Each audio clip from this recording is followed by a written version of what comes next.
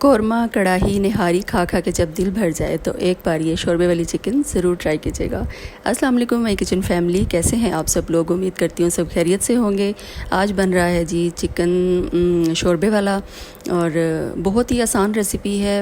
Video ہونے والی ہے بہت مزیدار، ویڈیو کو اینڈ تک دیکھیے گا۔ آئل میں نے گرم کر لیا ہے، آئل میں پیاز شامل کر لیے ہیں، پیازوں کو ہم کر لیں گے فرائی، اور پھر اس میں شامل کریں گے لہسن ادرک۔ تو جی کھانا بنانا بھی نا کہہ لیں کہ ایک آرٹ ہے، آپ کسی بھی طرح اس کو بنا سکتے ہیں۔ آپ چاہے لہسن ادرک آپ نے ایڈ کر دیا، چاہے پہلے آپ چکن ایڈ کر لیں، یا آپ سارے مسالے کی بھنائی کر کے بعد میں چکن ایڈ کر لیں، یہ آپ پہ ڈیپینڈ کرتا ہے۔ تو یہاں جی میں نے لہسن ادرک کا پیسٹ ڈال دیا تھا، اور اس کو اچھا سا فرائی کر لیں گے، اور پھر میں اس میں باقی کے جو مسالے ہیں وہ شامل کر دوں گی۔ بیسک مسالوں سے بن رہا ہے، کچھ بھی آرٹیفیشیل اس میں ایڈ نہیں ہو رہا۔ اور یہ جی میں نے نمک شامل کر دیا، اور نمک کے ساتھ سرخ مرچیں ڈال دوں گی، ہلدی ڈال دوں گی، اور دھنیا پاؤڈر ڈال دوں گی۔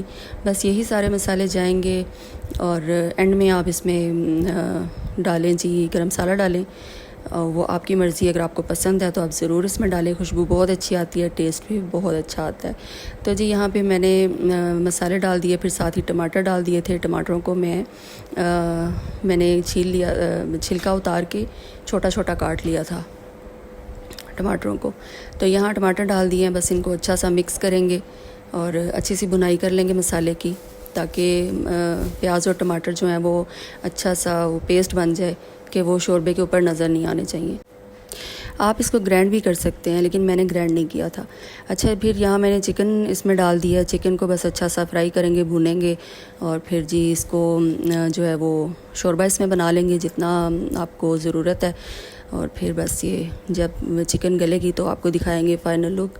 بڑا مزیدار شوربے والا سالن بنتا ہے۔ آپ کو میری ریسیپی پسند آتی ہے تو میرے چینل کو سبسکرائب کیجیے گا، ویڈیو کو لائک اور شیئر کیجیے گا۔ اور یہ شوربے والا سالن نا سسرال والوں کے لیے نہ بنائیے گا، یہ اپنی فیملی کے لیے بنائیے گا، کہ ایک بار آپ نے سسرال والوں کو کھلا دیا نا، پھر چاہے آپ جتنے بھی پکوان انہیں بنا کے کھلائیں گے نا، لیکن وہ شوربے والا سالن نہیں بھولیں گے، یہ انہیں یاد رہے گا کہ ہمیں شوربے والا سالن کھلایا تھا۔ تو یہ آپ کی اپنی فیملی کے لیے۔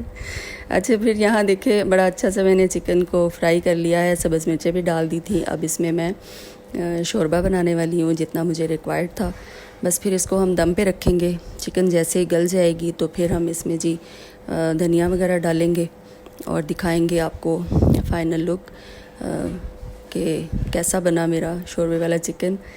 تو یہاں چکن میری ریڈی تھی، گل چکا تھا، اور دیکھیں کتنی زبردست لک آ رہی ہے، اور بہت مزے کا ہے۔ آپ اس کے ساتھ چاول بھی بوائل کر سکتے ہیں، اگر آپ ناشتے میں بنا رہی ہیں تو آپ اس کے ساتھ گرم گرم نان سرو کریں، اور پراٹھے کے ساتھ بڑا اچھا لگتا ہے۔